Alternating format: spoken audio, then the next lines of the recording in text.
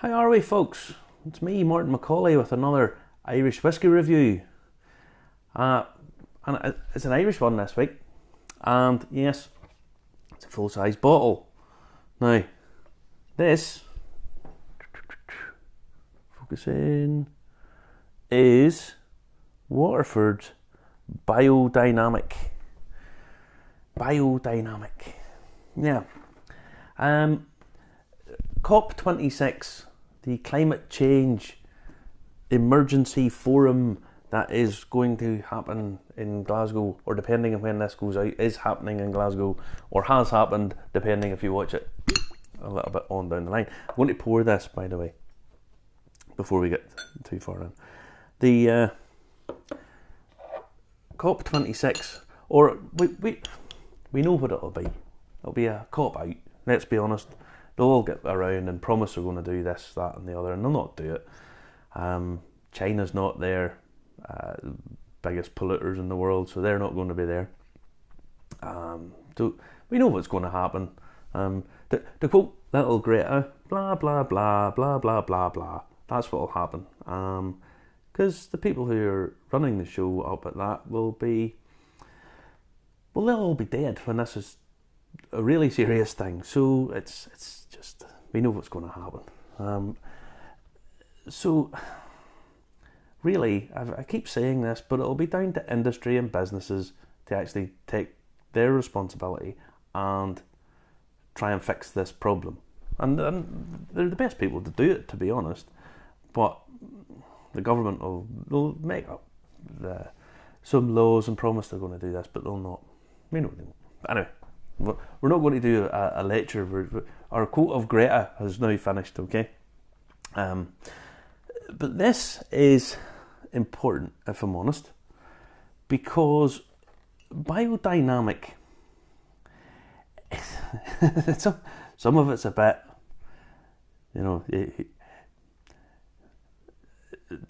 it's a bit sort of Wicker Man and tarot card and all this kind of stuff, and you think, but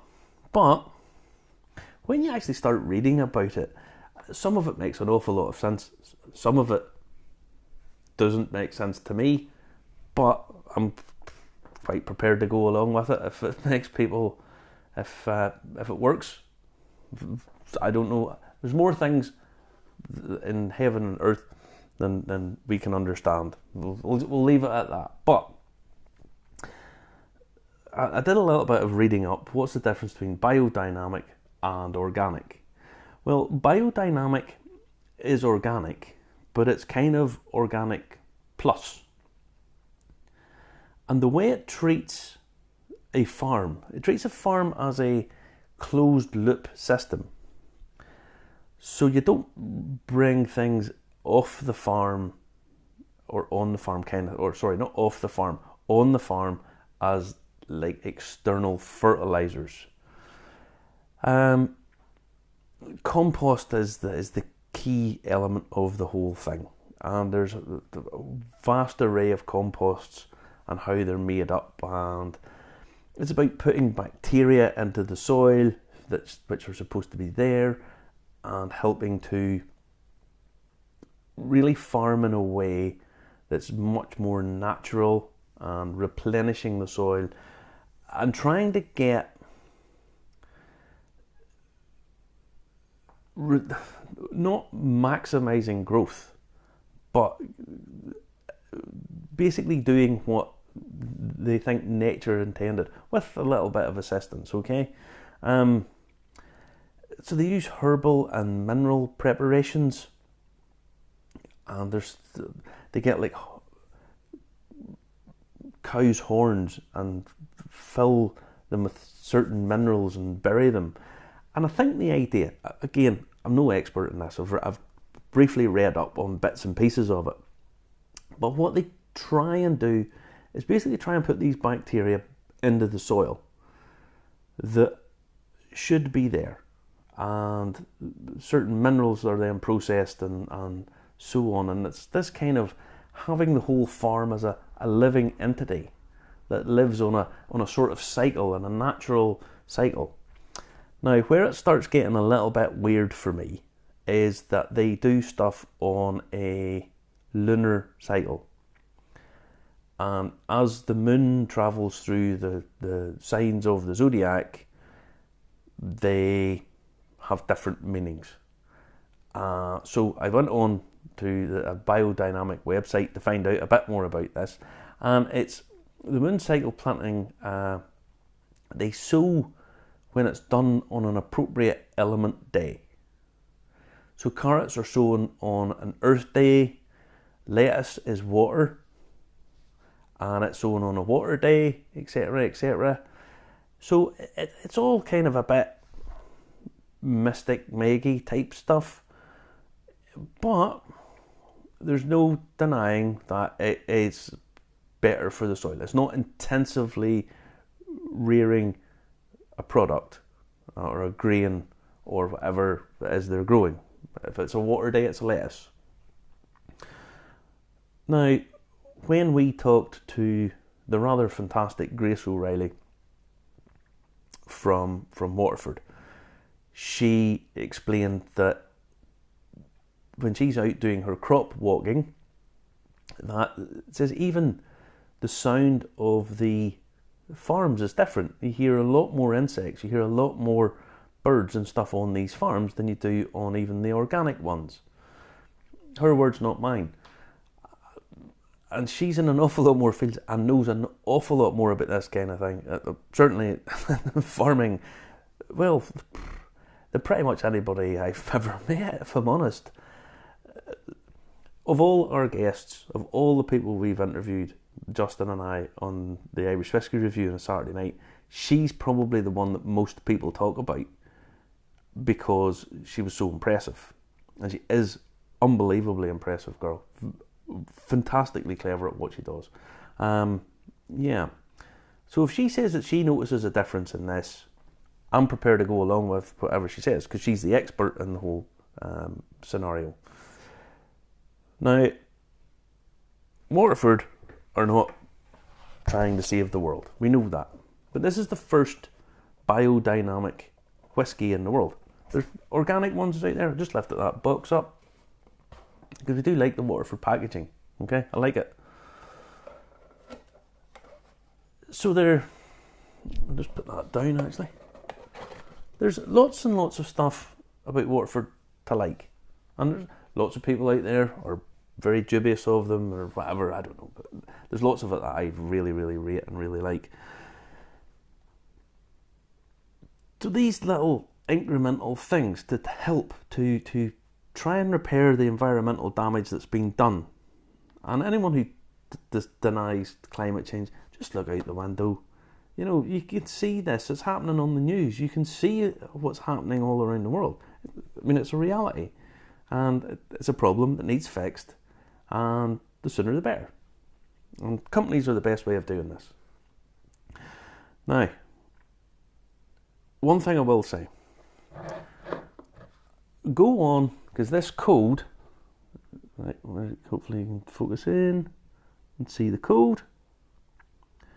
This is the terroir code. Type that in. Go to Waterford webpage and type it in. And if anyone who can't read, maybe you're trying to pause this, it's BD01 E0101. Type that in. And what you get is just this wonderful amount of information, the very fields that this has been growing in, who the farmers are. You get a sound clip of one of the farms. You get all the casks that have went into making this, the maturation, the fermentation times, the yeast used, all of this information. It's a huge amount of information. And we keep saying this. I mean, Laurie O'Dwyer does the Whisky Chats podcast where he says whiskey's about stories, and he's right. And there's lots of distilleries these days, or certainly whiskey brands, who have bought a package of what I call the Lazarus brands that have risen out of the grave to become this sort of artificial history. Some of them do it really well. Some of them, I think it's a little bit gimmicky. Do like a gimmick, but It's a bit artificial. It's not a bit artificial, it's actually really artificial, but so long as they keep the sort of traditions alive, and they're employing people and they're selling a product that people like, good on them. I'm not criticising anybody for any of that. But Waterford are creating a totally different story for themselves. And it's one that the more I get into it, the more I like it, the more I look at it, that I appreciate what they're doing. They're being as transparent as is humanly possible. And one of the things, the code on this, it'll tell you the casks. When you see where they're buying their casks from, how much they must be paying for that, how much they must be paying for these casks, you have to say, well, can you get any better? I don't know, possibly, but they're not skimming on anything. There's no shortage of what they're trying to do. So what's it like? Now it's at 50%.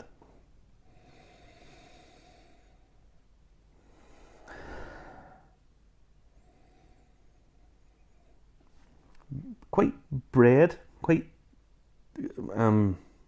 baked goods, bread, nutty, quite sugary.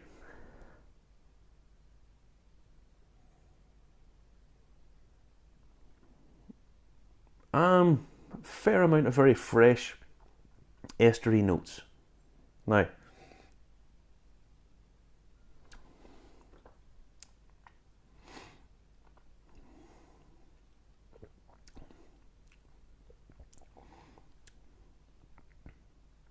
a lot of spice, clove, pepper, a lot of spice. Because the alcohol is quite high, at 50%, we put a teaspoon of water in it, because what that does is it allows a bit more of the congeners to come up. And when you put that in, you get to see some nice oils working there. So we'll give that a wee second. Now, again, the Vinlock cap. I like this. I think this is good. Even the sound of it even appeals to me.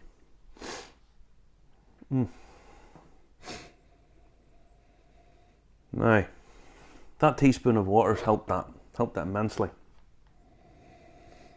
It's more brown sugary notes, muscovado-y type sugar, almonds.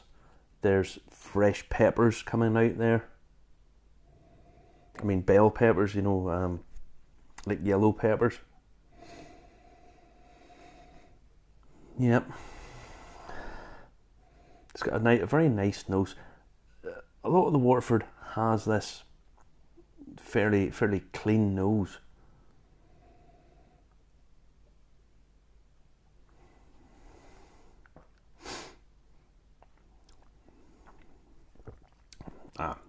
The water has helped that immensely. Clove rock sweets, boiled sweets. The fresh peppers are there again. The esters, it's moved from where it was on the tongue, estery as in probably a bit more green apple. It's moved over to being like fresh pepper, pepper spice. The finish doesn't develop a huge amount. It starts off with the clove and then gets a little bit spicy, and basically just stays fairly mundane. The finish wouldn't be great. There's not a huge age to this. It's a 4-year-old whiskey. The one thing I will say about it is this is double distilled, but it almost feels a little bit like it's almost triple distilled, because it's quite light, but it's got lots of flavour. It's quite bouncing about between the two. It kind of feels almost triple distilled, but it has a sort of more of a richness to it than, and so it's a bit more double distilled. So I think that maybe comes down to the shape of the stills or the distillation rates, but it is It's really tasty. Yeah, it's really tasty. The nose has even moved on a little bit more. It's a bit more plummy, with it being out a little bit. And there's more wood notes coming through on it now. So a little bit more of the cask coming through on the nose. A bit more plummy, a bit more fruity, grape.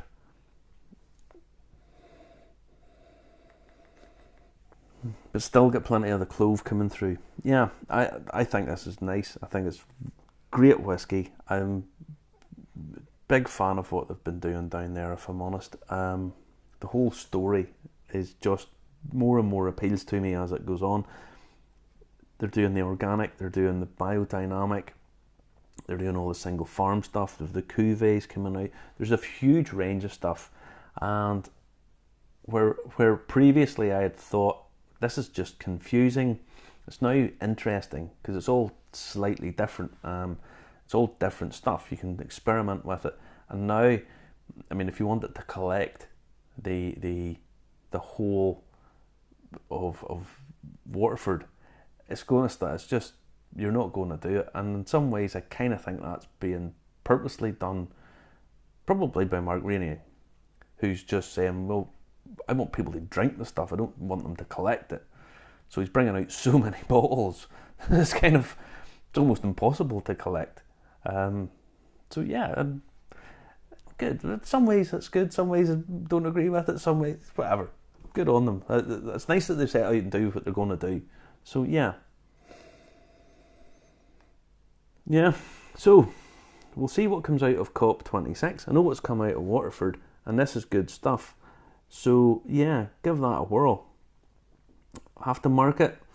It's a little bit pricey, and I don't mean that. When you see what they're buying, the casks and stuff that they buy, and the logistics they must go through, and all of that sort of bookkeeping element of it, is probably quite cheap for what you consider they're doing.